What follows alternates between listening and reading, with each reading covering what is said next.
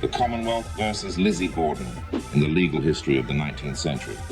Few cases captured the public imagination like the trial of Lizzie Borden. The prosecution argued that on a sweltering morning in August 1892, the defendant brutally murdered her father, Andrew Borden, and her stepmother, Abby Borden. From a prosecutorial standpoint, the case was a masterpiece of circumstantial evidence pitted against the high social standing of the accused. The investigation was famous for its focus on the absence of evidence.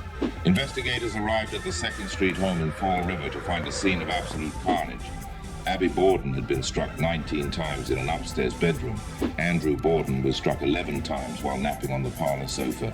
Despite the sheer volume of blood at the scene, the investigative technique of the day failed to find a single drop of blood on Lizzie Borden's person or her clothing. Police conducted a top-to-bottom search of the residence.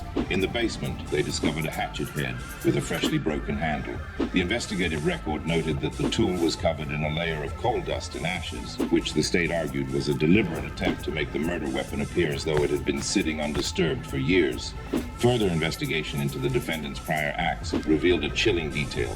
A local druggist, Eli Bentz, testified that the day before the murders, Lizzie Borden attempted to purchase prussic acid, a deadly poison, claiming she needed it to clean a sealskin cape. The defense, led by former Governor George Robinson, masterfully exploited the lack of forensic connectivity.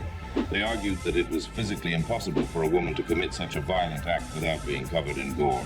The jury was left with a choice between the gruesome physical evidence of the hatchet and the druggist's testimony versus the proper image of a Sunday school teacher. The result, on June 20, 1893, the jury returned a verdict of not guilty. The murders of Andrew and Abby Borden remain officially unsolved.